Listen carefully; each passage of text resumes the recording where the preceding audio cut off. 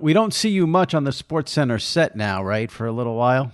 Well, I mean, we go through the NBA draft next week, and then the following week, I believe we go through. There's the NHL draft, and then I think there's one more show where I may be drunk.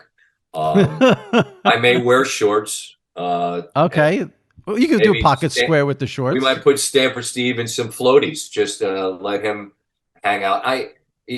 Then we're gone, and mostly we're just gone until football in middle of August, and it's not that atypical in our business. You have a contracted number of days. You do the days that are around the biggest events, and then at some point Mhm. you run out of days. And for us, it happens to be in the middle of the summer when not as much is going on, which I figure makes a ton of sense. But that's what we do. It's not quite Howard Stern summer. Francesa was legendary. I don't know how much time he got off during the summer, but I mean it's I don't want to be dramatic and say it's much needed, but I mean, you're out there, the one man band banging on the drum and blowing the kazoo. I mean, Yeah. it's at some point it's nice to just say, all right, I don't have to think about what we're going to talk about tonight, and that's we're about to reach that point. Listen, you're doing it 5 nights a week, and you deserve a break. That's the business. And I said to McAfee 2 weeks ago when he was on, like, for people like us, New Year's Day is not January 1st. New Year's Day is when football starts. That's what Yeah, I mean, that's, like I've you already know. looked down the road. This year, Christmas Eve is an NFL slate. Christmas night's NFL. So I mean, at Oh, some yeah. point, I'll be working around that time. But I think, and I mean, Pat's a younger man, so I think he and his group they're hardwired to just be in the content churn business. You reach a point. I've been doing this a long time where look, I don't want to do that forever. And then that would lead to a natural you'd say, well, what do you want to do? I don't know. I still enjoy it. The big nights, like talking to Jamal Murray, when you can ask him from a scale of 0 to 10, 0, I'm sober, and 10, I'm wrecked. What are you? And he gives you the Matumbo wag, right? Because he's Right. just been playing for 48 minutes. He has 0% body fat and he's been chugging champagne. He's Yeah. probably bombed, but you want to give him an out, just so we can frame the conversation here. Like those nights are such a blast, Jimmy. You just feel like it's such a treat to talk to these people in the middle of those moments, right? They've just achieved the pinnacle, and you're the one who gets to talk to them. That's awesome. Um, at some point, it's Tuesday night, and you're following the White Sox, and it's like, okay, that's fun too, but not the same. It's just not the same level of juice as a night like this. Or you're following tape programming. It's a 30 for 30, and here you come. Coming off a game, at least there's a game. There's a It finite sounds number like of you've these you thought have. Dan, about go it ahead. sounds like you've thought about how much longer you want to do this. For sure. For Is sure. And there I, I like look at I a look at 3 year, 5 year, 10 year, no chance, no chance I'm doing this that long. No chance. 5 years? I don't know. Like this Three. Three? every single night? 3 years? Nah. I You don't can't think you're doing Sports Center for 3 more years? nah. I don't think. Oh, I don't. I mean, my contract doesn't run that long, and I mean, when it's time, there's conversations to be had about what all is part of it. I mean, you just at some point you just got to step aside and let somebody else have at it. all right. So let's say 2 years from now, you're negotiating a new deal. Do you say to them, I don't want to do any Sports Centers? Or you're saying, I'll do it maybe September through January during football. I want to do it 3 nights a week, or you're giving it, or it's cold turkey. Goodbye. God bless. See you on the other side.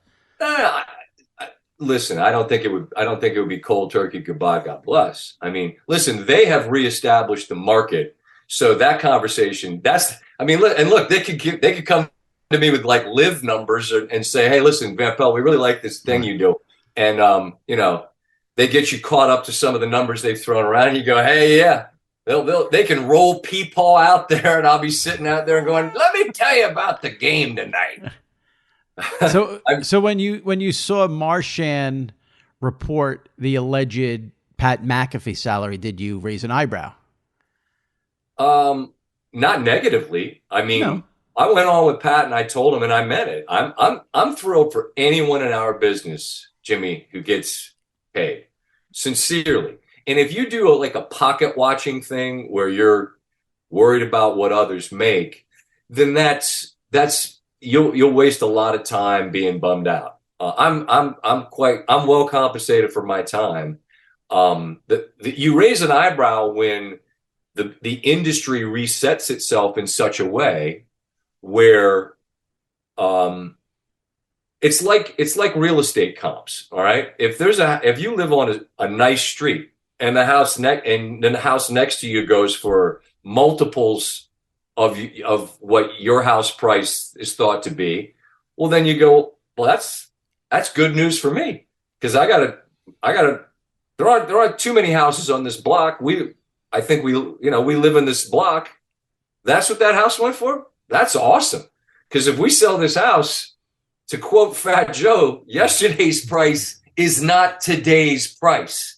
And right. So that's the conversation that you have when that time comes. But raise an eyebrow in a negative way? Absolutely not. Because not in a negative way, in a, oh, he's making this and I'm making this kind of way. Well, of course you say, well, that's a lot of dough. And you all you're trying to figure out is like, okay, well, what should the reasonable compensation be? Right. And I don't have any reason to believe that ESPN would try to tell me that my house isn't worth more than they paid for it last time. Right. And in fairness, I mean, you and McAfee do two different, it's two different jobs. I think, when ESPN signed Pat, there's these reports that ESPN's in the middle of layoffs, which is horrific. And then they signed Pat in the middle of it. And, I get to the average person who's not in media why that might not look great. I think if you're in media, you understand what Pat's value is, what Pat brings. And I think then there were reports that some ESPN people are unhappy about it, which, again, who knows? But at the end of the day, Pat has nothing to do with the other people.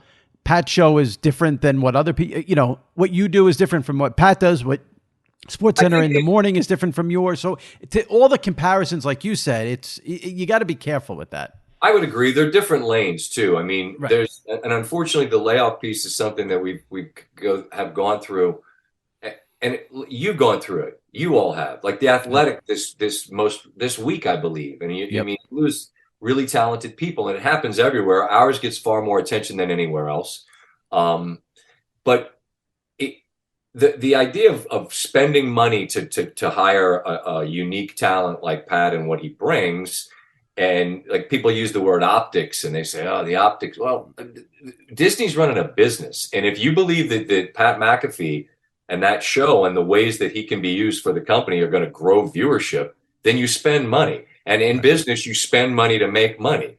And I think everyone understands that concept. So, I mean, sure. I mean, whatever the numbers are, you're worth whatever somebody will pay you. And bully for Pat and his group. And I think Stephen A on his podcast made the same point I'd make. He negotiated his deal this week or however many weeks ago, and he got what he could get. Well, when the time comes to sit down, then, I'm going to have Fat Joe as my agent. He's just going to say the same thing over and over and over, and we'll see where we land. You should have Pat as your agent. Pat said he's his own. Pat said he doesn't have an agent, doesn't have a publicist. Make Pat your agent. As much as I admire creating your own lane and thriving in that lane, the ability to have the conversations, because like I think an agent, I mean, they serve a lot of purposes, but mostly they have conversations with bosses that might piss you off, because they're going to say you're not worth this. McAfee, he's the one having the conversation. That's awesome. That's there's a fearlessness with that dude that's been well rewarded at each turn. And I think guys like Pat are who, like back in the day, maybe you looked at Dan and Keith, or you looked at Chris Berman, just keeping it in our shop, or like Robin Roberts is a great example too. You go from this to that, right? I mean, there's a lot of great stories. I mean, it's the Big Cat and PFT, it's the Pat McAfees that I think younger generations are going to look at and say, how do I follow that lane? I don't think anybody's going to want to be me. Because again, you talk about how long do I want to do it? I don't know how many years we're there's a need for this. Although, 8 years ago when we started, people like, who watches SportsCenter? And I get that. You'll still see But that. it's yours You'll is still not. see that. Like, oh, I don't watch it, and that's okay. But there's still a lane for what we do and how we do it, and the way that we've rated and the connection we have to our audiences has proven that.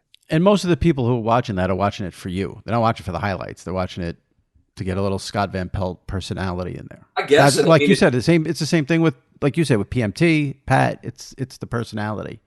I think so. I think that's clearly that's the direction things are going. It was when I started here, you weren't supposed to.